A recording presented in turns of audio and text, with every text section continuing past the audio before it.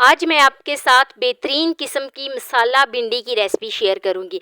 मसाला भिंडी किस तरीके से बनाई जाती है स्टेप बाय स्टेप आपको बताऊंगी। तो बिना टाइम वेस्ट किए वीडियो शुरू करते हैं। वीडियो शुरू करने से पहले यहाँ पर आपसे एक छोटी सी रिक्वेस्ट है कि चैनल पे न्यू है तो प्लीज़ चैनल को जल्दी से सब्सक्राइब कर दें। तो ये मज़ेदार सी मसाला भिंडी जिसको हम मिनटों में बना लेते हैं, इसको बनाना शुरू करते हैं।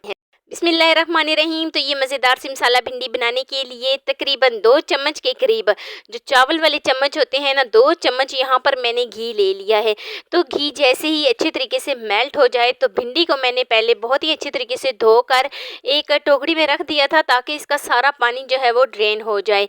तो जब जो भिंडी है वो खुश्क हो गई थी तो उसके बाद जो है ना मैंने इसकी कटिंग शुरू की है। तो भिंडी को मैंने कट कर लिया है। तो भिंडी को जहाँ पर हम फ्राई थोड़ा बहुत करेंगे तकरीबन 2 से 3 मिनट के लिए। तो 2 से 3 मिनट के लिए यहाँ पर मैंने भिंडी को फ्राई कर लिया है। साथ ही मैं इसमें प्याज ऐड कर दूंगी। प्याज यहाँ पर मैंने 3 से 4 अदद लिए थे जिसको मैंने स्लाइसिस में कट कर लिया था। तो प्याज ऐड करूंगी और साथ ही मैं इसमें हरी मिर्च ऐड कर देती हूँ।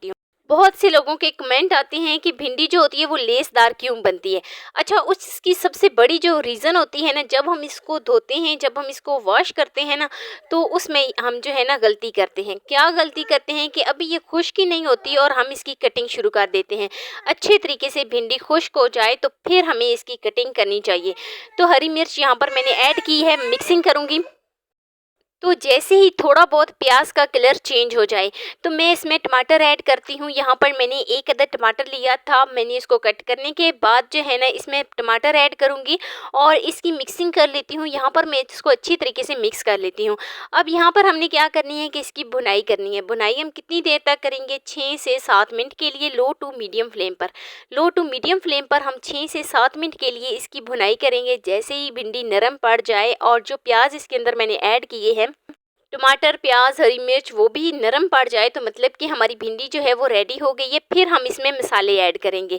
तो अभी मैं इसमें जो है ना 1 चम्मच भर के कसूरी मेथी ऐड करूँगी। 1 चम्मच यहाँ पर मैं इसमें जो है ना कुटा हुआ ज़ीरा ऐड करूँगी और 1/4 टीस्पून मैं इसमें हल्दी ऐड करूँगी और 1 चम्मच मैं इसमें नमक ऐड करूँगी। अपने टेस्ट के अकॉर्डिंग आप इसमें कर सकते हैं। आधा चम्मच मैं इसमें सुर्ख मिर्च ऐड करूँगी, जो भिंडी थी मेरे पास वो 1 पाव थी।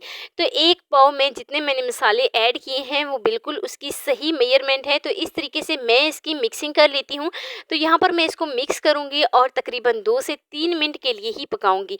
अच्छा, यहाँ पर क्या करते हैं कुछ लोग कि इसमें पानी ऐड कर देते हैं। भिंडी में पानी ऐड नहीं करते।